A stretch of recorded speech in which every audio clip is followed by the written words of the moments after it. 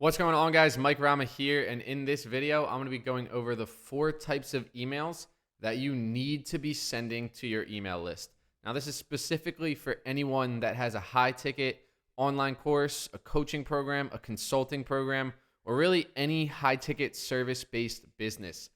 Before we jump in, I also want to let you know that I just filmed an extensive training on scaling out your high-ticket program. I'll leave a link to that below in the description. So check that out if you currently have an online course, a coaching program, or a consulting program. So let's jump on in.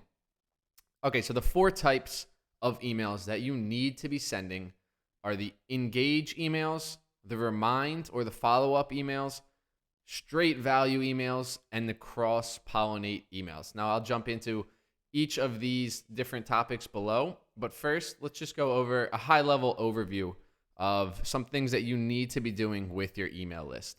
So one thing to note is every email that you send should have one specific goal. You shouldn't be sending emails just to send them.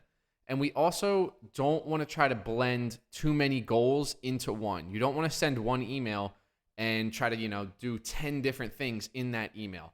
Every email that you send should have one specific goal.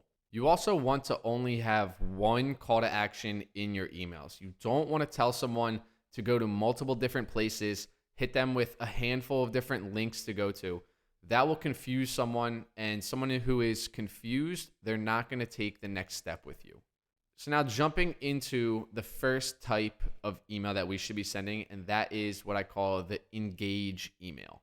So the goal of this email is to get a response. That's it. We don't want to send them somewhere. There's no link in here. There's no call to action. We're not providing a lot of value here. We are just looking to get a response out of someone. And this should be one of the first emails that we send, arguably even the first email.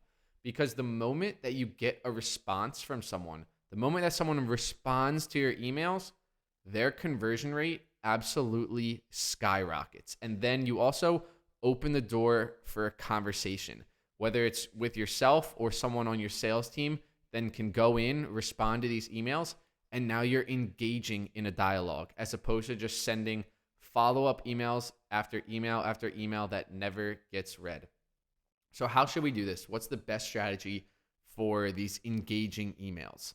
And what I like to do is to ask a simple question, a short email, something that looks personal. One thing that I often see too are companies will send out these short personal emails from a different email. You can even have a VA send these out every time a new lead comes through. So you want to make these short and sweet, and you want to make them look personal and like they're not part of your follow-up sequence. Okay, so the next type of email that you want to be sending is the reminder/follow-up email. So when someone goes through your sales funnel, one of the first things they'll do is put their email in, and then they will watch your free training. They'll watch your lead magnet, whatever it is. Now we want to be following up with them and making sure that they watched that the whole way through, that they consumed your full lead magnet. And what you'll notice is between 20 to even up to 50% of your sales will come from these follow-up emails. So life gets in the way, and we need to keep showing up at the right place and the right time. Maybe the first time that we got in front of this potential customer, they were busy. The kids got to them, or they had to do something else happened, someone texted them, something popped up, and they didn't get the chance to finish whatever our lead magnet was. Now we need to be showing up in their inbox and reminding them of this thing that we were offering them. Restate your offer. Tell them about the benefits and why they likely opted in the first place. And then we need to send them back to our lead magnet. We're not sending them to the checkout page yet. We're sending them right to whatever that free lead magnet was that we offered them. Now, after we hit them with enough of these follow-ups, we can start sending people to that book a call page or to that checkout page, whatever the next step in our sales cycle is. But initially, we just want to get them right back to our lead magnet. Now, the next type of email that we want to be sending are value emails. So we can't consistently just send emails asking for the sale, right? If we are in someone's inbox and we're just asking, hey, buy this, hey, buy this, hey, buy this, and we're asking, what's going to happen is your open rates are going to fall the whole way down because that person will get used to your emails. They'll know, okay, I'm going to open this email and he's going to ask me to buy something. So guess what? They're going to stop opening your emails. When you provide value in these emails, it does the opposite. Someone remembers you as that person who is helping them, that person who is providing value. This will lead to higher open rates, which is going to be such an asset for you over time. So you want to be the email in the inbox that cuts through the noise. Once again, so just think to how you go when you check your email. For me, what I do, I open the app and then I look at the emails, and most of them it's Marcus read, Marcus read, Marcus read, Marcus read. And I'll be like, oh, this person, I'm going to come back to this one. I'll leave it unread. I'll come back to it later. Or maybe if it's, if it's super valuable, I'll just check it right then and there. We all have those emails in our email list that we never really open. It's only a matter of time until we actually unsubscribe. But then there are those emails from certain people that we almost always read. And I can guarantee those emails are the ones that provide value. So this is what you need to be doing in your follow-up sequence. You need to be layering in emails that just have huge amounts of value. These should actually be the majority of all the emails that you send. They should just be full value emails. Okay, so let me talk about the law of reciprocity. This is really why these value emails work. It's the whole theory behind providing value first. And that is, the more value that you give to someone, the more likely they are to return that back to you, right? If you help someone out, you go out of your way to give something to someone or you help them, they are more likely to return that favor back to you. So that's all that we're doing here. We are just providing value, value, value, just dropping gems. And our customers, they are gaining that, right? They're consuming our content. They're enjoying it. They are building this value bank. We are building this value bank for them. And then eventually they are going to want to return that to us in the form of taking the next step, whether that's becoming a paying customer or whatever step it is in your value ladder, in your sales funnel.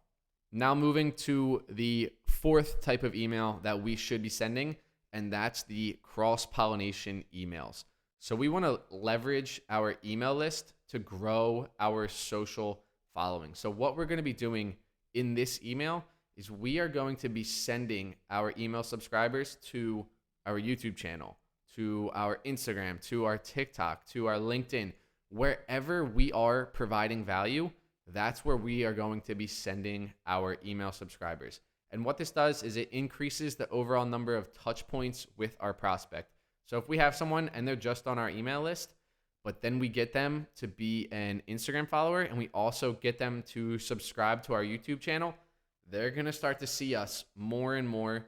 They're going to receive more value from us. We are going to grow as an authority figure in their minds. And this will definitely increase the conversion rates with that prospect. Once again, continuing to build the trust and the authority. The more places that we can appear and the more places that we can provide value, the more likely you are to receive value back from your customer. So more of a visual representation of how this works on the left. So we are gaining these email subscribers. You can kind of think about this like a funnel. They're coming to our website and we are getting their email. And now we are just redirecting them to all of our social channels. So sending them to Instagram, to Facebook, to YouTube, wherever we are. And we are getting them as subscribers and followers on those platforms. So now we are creating more touch points for these people.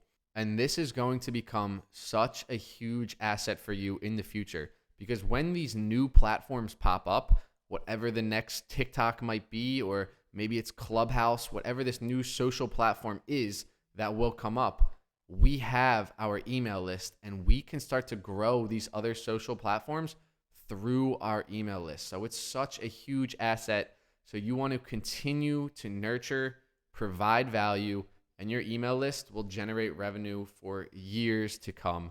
I hope you guys got a ton of value out of this video. If you did, hit that like button, hit that subscribe button, drop me a comment down below, and I'll see you guys on the next video.